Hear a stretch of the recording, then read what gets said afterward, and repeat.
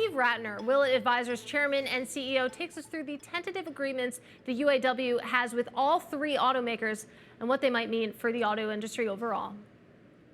I think it's a good outcome for both sides, actually. I think the union got much of what they wanted and much of what they deserved, which are substantial pay increases.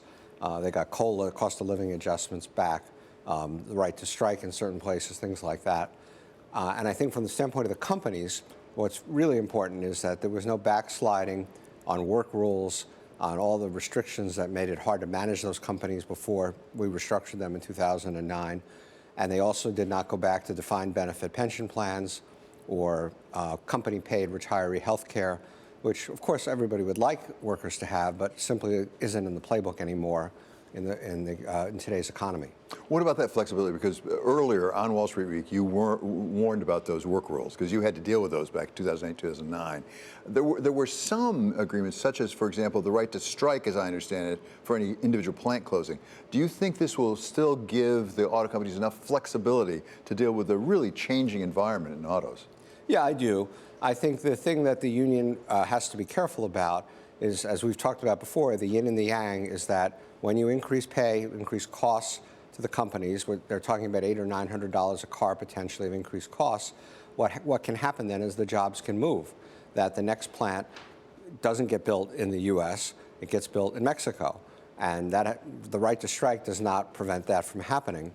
And that's what's been happening in the auto industry for the last 15 years. The jobs have been moving.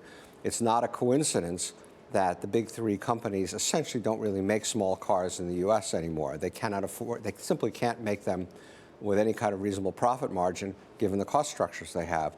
So we all want workers to do more, but we don't want it to cost jobs, and that's the thing we have to be really careful about. What does this mean potentially for the finances of the company? I mean, it will be more money, as you just described, for the companies. The companies that said going into this, yes, we're making a lot of profits, but we're investing an awful lot of that in the move to electric vehicles, which is very expensive. At the same time, there seems to be a little softening now in the appetite for those vehicles. It looks like people are extending that time horizon out, which obviously makes it more difficult. If your payback doesn't come till later, it makes it hard to make the investment now. So let's unpack that, because I think there are a couple of good points and questions in what you said.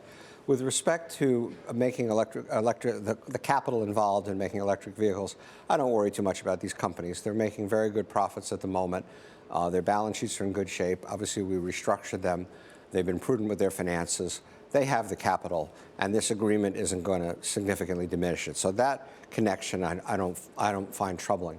I think what's going on with EVs is another question, and it's an interesting one, because yes, what you're saying is certainly my perception, that consumer demand, interest, focus on this whole issue has sort of diminished a bit. By the way, also the stocks of companies in these industries have also diminished a good bit. I think there was a lot of, excitement and maybe hyperbole about EVs, and then people sort of started doing the math, and gasoline prices came down a bit and stabilized, and actually on an inflation-adjusted basis, gasoline prices are roughly in the midpoint of where they've been for the last 50 years. So it's not enough necessarily to drive people to EVs, so to speak, no pun intended. And so, yeah, there's been a little softening of demand, and companies are going to have to figure out how much to invest, what the current outlook would be for purchases. Come back to your point about competition, moving to Mexico, moving to right-to-work states.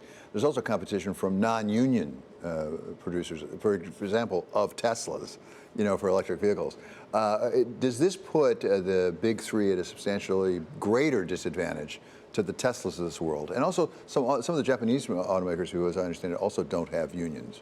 Yeah, it does. There's no getting around that. If you increase your costs of a car by $800 or $900, you're at a disadvantage. And I always forget to mention Tesla because it wasn't really around in 2009. I was thinking about Mexico and the southern transplants. But Tesla is absolutely a factor in this, and companies like Tesla that don't have unions and pay substantially less. And again, that's the yin and the yang for the unions to think about, because if General Motors and Stellantis and Ford can't be competitive with Tesla, then they're going to lose jobs. They're going to lose sales, which means losing jobs. And you can have the right to strike all day long, but if the company ends up closing a factory or reducing the number of shifts, that's what's going to happen. Are we looking at industry overall, over time, we're just going to have less employment, the way we did, for example, in coal or in steel? Yeah, I don't think we're going to quite get to the coal or steel levels, which are essentially now a shadow fraction of whatever they were at their peak. But yeah, I think it's very possible for any combination of reasons that the number of jobs in the auto sector won't grow and may well shrink. That's entirely. But that is part of what we have to accept. Preserving old jobs that have outlived their usefulness is not a recipe for economic success for anybody. You have to go with the change, and the unions have to accept that. Over time, there may be fewer jobs. Hopefully, they'll pay well, and hopefully, as a society and as an economy, we're going to find other things for those folks to do who can't work in auto plants anymore because we just don't have as many jobs.